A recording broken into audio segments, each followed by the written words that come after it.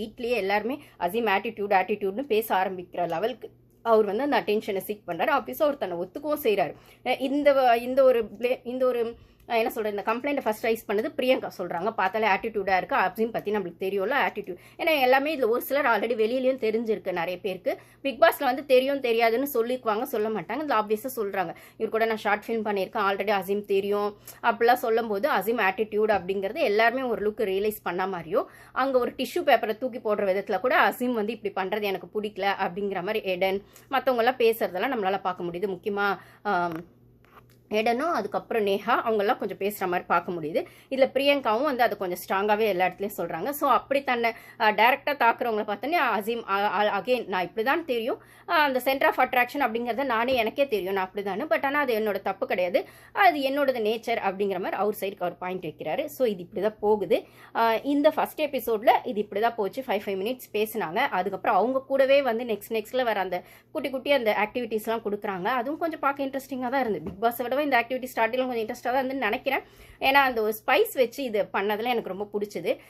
ஸ்பைஸ்ன்னு சொல்லும்போது இதில் கேர்ள்ஸ்க்கான விஷயங்கள் மட்டும் தான் சொன்னாங்களா, பாய்ஸ்க்கும் அவங்களுக்கு அந்த பாஸ்ட் லவ் இருக்கும்ல, அந்த பெயின்ஃபுல்லான லவ் இருக்கும்லன்னா அதையும் சொன்னாங்க. அது நம்ம அந்த ஃப்ளோலேயே அப்பப்போ நடுநடுல சொல்லிக்கலாம். இல்லை முக்கியமாக அசீம்க்கு வந்து 3 இயர்ஸ்ல 4 இயர்ஸில் ஒரு பையன் கூட பேபி பாய் கூட இருக்கிறதா அவர் சொன்னார். ஏன்னா நான் ஆல்ரெடி சொல்லியிருப்பேன், கமல்ஹாசன் சாரே அதை சொல்லியிருப்பார் பிக் பாஸ்லாம் சொல்லும்போது. ஸோ இந்த டிவோர்ஸ் அப்படிங்கிற ப்ராசஸ்க்குள்ளே போய் தான் அவர் இப்போ தனியாக வந்து செகண்ட் ரிலேஷன்ஷிப்குள்ளே போகிறதுக்காக இந்த ப்ரோக்ராம்க்கு வந்திருக்காரு அப்படின்னு சொல்லும்போது, ஸோ ஒருத்தருக்கான அதே மாதிரி பெயின்ஃபுல்லாக இருக்குது. இதில் வெக்கே அப்படின்னு சொல்லக்கூடியவர் வந்து ஒரு 2 நாள் தான் அந்த பொண்ணுக்கிட்ட பழகியிருக்காரு. அந்த 2 நாள் அதுக்கப்புறமா அந்த பொண்ணு கோஸ்டிங் பண்ணிடுச்சு. ஃபோன் பண்ணாலும் வந்து இல்லை அப்புறம் பார்க்கலாம் அப்படின்ற மாதிரி அவாய்ட் பண்ணிச்சு. சரி நானே அவங்களுக்கு ஏதோ ரீசன் இருக்கும்னு சொல்லி விட்டுட்டேன் அப்படிங்கிற மாதிரி அவருக்கு வந்து ரொம்ப ஷார்ட்டாக வந்து பழகினதோ தெரியல, பிரிஞ்சதோ தெரியல அப்படிங்கிற மாதிரி. அவங்க ஏன் எதுக்கு பிரிஞ்சாங்கன்னு கூட என்னால் கெஸ் பண்ண முடியல. ஓகே அவங்களுக்கு ஒரு பெர்ஸ்பெக்டிவ் இருக்கும், நான் புரிஞ்சுட்டு விலகிட்டேன் அப்படின்னு சொன்னதை பார்க்க முடிஞ்சது. ஸோ ஒருத்தர் ஒரு விஷயமா அந்த மாதிரி சொன்னாங்க. ஸோ வந்துட்டு இந்த இடத்துல வந்துட்டு இங்கிலீஷ்ல பேசுகிற ஆக்சன்ட் பேசுகிறவர் இருக்கார். அவர் பேர் தேஜஸ் நினைக்கிற அவர் தான், எனக்கு சரியாக தெரியல. நீங்கள் யாரும் ஷோ பார்த்துனா சொல்லுங்கள். ஏன்னா எனக்குமே எல்லா ஃபேஸும் கொஞ்சம் ஒன்றா இருக்கிற மாதிரி தான் இருக்குது, கொஞ்சம் கன்ஃபியூஷன்ஸ் இருக்குது. ஸோ அவருக்கு தமிழ் சரியாக வரல, இங்கிலீஷ் ஆசன்ட் தான் பேசுகிறாரு. அப்போ இங்கிலீஷ் ஆசன்ட் பேசும்போதே ரம்யாகிருஷ்ணன் மேம் சொல்கிறாங்க, அந்த ஆசன்ட்லாம் பார்த்துட்டு நீங்கள் இம்ப்ரெஸ் ஆகிடாதீங்க, பிளைண்டாக யாரையும் நம்பிடாதீங்க, நல்லா பழகிட்டு இந்த ஒரு 5 வீக்ஸ்க்குள்ளே உங்களுக்கான வேவ் லென்த்தாக அந்த வைப் செட் ஆகுமான்னு பாருங்கள். போன ரிலேஷன்ஷிப்பில் பண்ண மிஸ்டேக்ஸ் இந்த மிஸ்டேக் கரெக்ட் பண்ணிக்கிட்டு அந்த ட்ராமாக்குள்ளேயே இல்லாமல் அதுலேருந்து வெளில வந்து ஹீல் ஆகிட்டு இன்னொரு ரிலேஷன்ஷிப்பை தேடுங்க அப்படிங்கிற மாதிரி லைஃப்க்கான அட்வைஸ் கொடுக்குற மாதிரி தான் அதெல்லாம் இருந்தது. அப்படி பார்க்கும்போது இது ஸ்கிரிப்டடா இல்லைனா வந்து இந்த ஷோக்காக, அதாவது முக்கியமாக திருப்பி லைஃப் பார்ட்னரை சூஸ் பண்ணுறதுன்னு வரும்போது இது வந்து கான்ஷியஸாக வந்து கேமரா முன்னாடி பண்ணுறது தான்ன்றது நம்மளுக்கு தெரியும். ஸோ கேமரா முன்னாடி திருப்பி இவங்க நடிப்பாங்களா, இல்லை இந்த லைஃப் பார்ட்னர்னு அப்படின்னு விஷயம் லைஃப்குள்ளே சீரியஸான விஷயம் அப்படின்னும் போது கேமரா முன்னாடி இவங்க எப்படி இருப்பாங்க, நிஜமாக லைஃப்குள்ளே ஆஃப்டர் கேமரா எப்படி ஆவாங்க அப்படிங்கிற டவுட் எல்லா பொண்ணுங்களுக்குமே இருக்கும். அந்த செக்யூர் பேஸில் வரும் அப்படின்னு சொல்லும்போது ஸோ இது எப்படி போகுது அப்படிங்கிறத பார்க்கணும். ஏதோ வகையில் கொஞ்சம் இன்ட்ரெஸ்டிங்காக கொண்டு போகிறாங்களோ அப்படின்னு தோணுது. ஓகே அது எப்படி போதும் அந்த ஃப்ளோவில் போகும். நான் அகெயின் சொன்ன மாதிரி இந்த ஆக்டிவிட்டி விஷயங்கள் அப்படின்னு சொல்லும்போது நான் ஃபர்ஸ்ட் சொன்ன அந்த சேட்டிங் அப்படின்ற மாதிரி 5 மினிட்ஸ் பேசினது. அப்போ வந்து தினேஷ், வீணா, வெக்கே, மோனிஷா இவங்கெல்லாம் பண்ணுறாங்க. ஸோ நடுவில் வந்து அதுக்கப்புறம் ரம்யாகிருஷ்ணன் மேம் வந்து ஓகே இதெல்லாம் பேசிட்டீங்க, நீங்கள் உள்ளே போய் நீங்கள் டேட் பண்ணிவிட்டு அவங்கவுங்க கூட எப்படி அந்த ஃப்ளோவில் போதோ பாருங்கள், வாரத்துக்கு ஒரு வாட்டி வந்து உங்களை நான் மீட் பண்ணுறேன்னு சொல்லி ஸ்ருதிகா அர்ஜுன் கிட்ட தான் இந்த ப்ரோக்ராம் விட்டுட்டு போயிடுறாங்க. அவங்க வந்து ஒரு ஆக்டிவிட்டி வைக்கிறாங்க. அந்த ஆக்டிவிட்டி பார்த்தீங்கன்னா வந்துட்டு என்ன சொல்கிறது, மசாலா ஐட்டம் கூட சேர்ந்ததாக இருந்தது. அது எனக்கு கொஞ்சம் கனெக்ட் ஆச்சு. ஏன்னா எனக்கு மசாலா ஐட்டம்ஸ் பிடிக்கும். மசாலா ஐட்டம்ஸ்னு சொல்லும் போது கரம் மசாலா ஐட்டம்ஸ் தான் ஃபுல்லாகவே. ஸோ சோம்பு, பட்டை, லவங்கம், அதுக்கப்புறம் வந்துட்டு தனியா, மிளகு, சீரகம், என்ன சொல்கிறது, இது பிரிஞ்சி இலை எல்லாமே வச்சுட்டு அந்த ஸ்பைசஸ்க்கான அந்த ஒரு எக்ஸ்பிளனேஷனையும் கொடுத்தது. ஃபார் எக்ஸாம்பிள் வந்து ஒரு கார்டமம்னு எடுத்தால், ஏலக்கான்னு எடுத்தால் அது வந்து ஸ்ட்ராங் அண்ட் ஸ்வீட் ரைட்டுங்களா, அந்த ஏலக்காவோட ஃப்ளேவர்ன்றது ரொம்ப ஸ்ட்ராங்காக இருக்கும், ஆனால் ஸ்வீட்டாகவும் இருக்கும் அப்படின்னு சொல்லும்போது இந்த மாதிரி உங்களுக்கு வந்து அந்த ஸ்பைஸை வந்து யாருக்கு வந்து ரிலேட் பண்ணணும்னு தோணுதோ அவங்க ஃபோட்டோ பக்கத்தில் இந்த ஸ்பைஸ் விற்கலான்ற மாதிரி அந்த அவங்கவுங்க ஃபோட்டோ ஃப்ரேம் வச்சுட்டு அது பக்கத்தில் வைக்க சொல்லி செலக்ட் பண்ணி கூப்பிட்றாங்க. அந்த ஆக்டிவிட்டி ரொம்ப நல்லா இருந்தது. ஆக்சுவலி இதுதான் ஃபஸ்ட்டு ஆக்டிவிட்டின்னு, அதை ஐ மீன் இந்த ஆக்டிவிட்டி பேஸில் இப்போ யாரை வந்து இப்படி ரிலேட் பண்ணாங்களோ அந்த ஸ்பைஸுக்கு அதே ஆங்கிளில் தான் அந்த ஷோ போகுதா அவங்கவுங்க ஜட்ஜ் பண்ணது. ஆப்வியஸாக இது ஜட்ஜ் பண்ணுற ப்ரோக்ராம் தாங்க.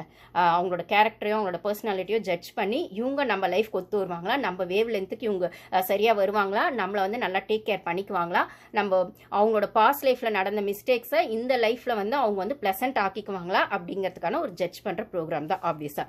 ஓகேங்களா. அப்போ வந்து கார்டமம் அப்படின்னு சொல்லக்கூடிய அதில் எனக்கு அந்த அந்த ப்ரோக்ராமை விடவும் அந்த ஒரு ஸ்பைஸ்க்கு சொன்ன ரீசன் எனக்கு நல்லாவே பிடிச்சது அப்படின்னு சொல்லும்போது உங்களுக்கு அது பிடிச்சிருந்தா கமெண்ட்ஸில் ஷேர் பண்ணுங்கள். ஸோ அது எப்படி இருந்ததுன்னா, கார்டமம்க்கு வந்து ஸ்ட்ராங் அண்ட் ஸ்வீட், ஓகேங்களா. க்ளவுஸ்க்கு வந்து என்ன சொன்னாங்கன்னா, ரொம்பவே டாமினேட் பண்ணுற பர்சன், டாமினேட் பண்ணோம் இல்லைங்களா அந்த ஃப்ளேவர். ஸோ டாமினேட்டிங், டாமினேஷன், கூட இல்லை, டாமினேட்டிங் பர்சன், அது செல்ஃப் லவ் அப்படிங்கிற மாதிரி எடுத்துக்கலாம், ஓகேங்களா. ஸோ அவங்க அங்கே இருக்கிறது அப்படிங்கிறது அந்த அட்டென்ஷன், கண்டிப்பாக அந்த சென்டர் ஆஃப் அட்ராக்ஷனாக தான் அவங்க இருப்பாங்க. அந்த சென்டர் ஆஃப் அட்டென்ஷன் சீக் பண்ணிவிட்டு அவங்களுக்கான அந்த ஒரு டாமினேஷனை அவங்க கையில் எடுப்பாங்க, எந்த குரூப்பில் இருந்தாலும்னா. அது ஒன்று. அதுக்கப்புறம் இது யாருக்கு சொன்னாங்கன்றதை நான் அப்புறம் சொல்கிறேன், இதை ஃபஸ்ட்டு சொல்லிடுறேன். குமின் வந்து சட்டில் அண்ட் சிம்பிள், ஓகேங்களா. சீரகம் க்ளவுஸ்ன்னு சொல்லும்போது அது வந்து லவங்கம் தான் அப்படி சொன்னாங்க. அப்புறம் பேலீஸ்னால் பிரிஞ்சி இலைன்னு சொல்லுவோம். நிறைய பேருக்கு தெரியும் தெரியல, பிரிஞ்சி இலைலாம் போட ரொம்ப வாசனையாக இருக்கும். அதுக்கு சொன்ன எக்ஸ்ப்ளனேஷன், இருக்கிற இடம் தெரியாது, பட் வந்து லைஃப்பை வந்து ரொம்ப ப்ளசண்ட்டாகவும் அழகாகவும் வச்சுக்குவாங்க அப்படின்னு சொன்னாங்க. அது ரொம்ப பிடிச்சிருந்தது எனக்கு. பெருசாக இருக்கும், ஆனால் இருக்கிற இடம் தெரியாது, பட் ஆனால் லைஃப்பை நல்லா ப்ளசண்ட்டாக வச்சுக்குவாங்க, அழகாக வச்சுக்குவாங்க அப்படின்னாங்க. வெந்தயம் சொல்லும்போது ஃபெனுக்ரீக்கு அது வந்து bitter but good for life அப்படின்னு சொன்னாங்க. கொஞ்சம் ஸ்டார்டிங் கசப்பாக தான் இருக்கும், பட் ஆனால் உடம்புக்கு நல்லது இல்லைங்களா, அது மாதிரி குட் ஃபார் லைஃப் அப்படின்னு சொன்னாங்க.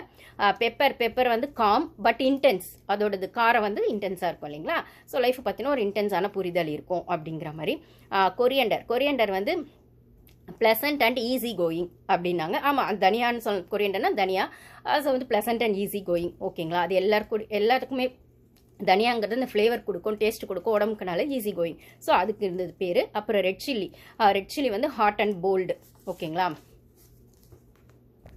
அப்புறம் வந்து கடுகு வந்து காமாக இருக்கும், அவுட் சைடில் காமாக இருக்கும், பட் ஆனால் வெடிச்சதுன்னா அந்த ஒரு காரம், இது கடுகு சிரித்தாலும் காரம் குறையாதுன்னு சொல்லுவாங்களே. ஸோ ட்ரிகர் பண்ணி விட்டால் அந்த மாதிரி காமாக இருக்கும் வெளியில், பட் ஆனால் ட்ரிகர் ஆனால் அவ்வளோ துக்கம் வரும் அப்படிங்கிற மாதிரி. அதுக்கப்புறம் வந்து டேமரின் வந்து கொஞ்சம் நல்லவங்க கொஞ்சம் கெட்டவங்க. ஸோ நல்லது, புளி வந்து கொஞ்சமாக சேர்த்துக்கிட்டா டேஸ்ட்டும் கொடுக்கும், நல்லாவும் இருக்கும். ஆனால் அதிகமாகிடுச்சுன்னா அதுவே எப்படி ஆகும்னு தெரியும் நம்மளுக்கு, குழம்புலலாம் சமைக்கிறவங்களுக்கு. ஸோ அந்த மாதிரி டேமரின்.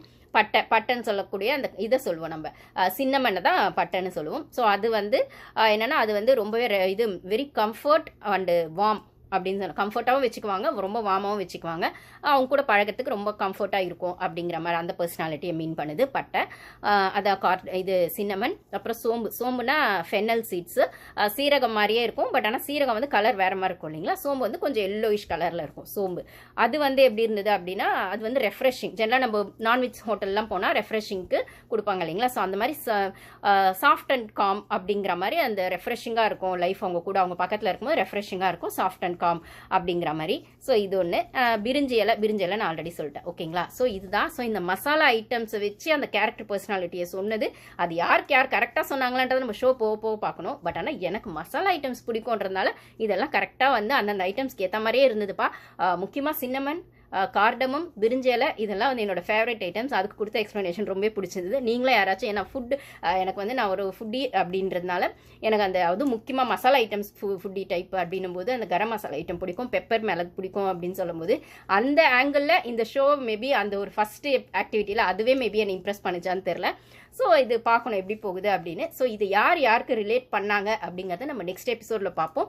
நீங்கள் இந்த ஷோ பார்க்குறவங்களா இருந்தால் அது கரெக்டாக இருக்கா அப்படி எனக்கு ஒரு ஐடியா வந்துச்சு ஃபஸ்ட்டு எபிசோட்ஸ் பார்த்ததில் இவங்க தான் அப்படின்னு.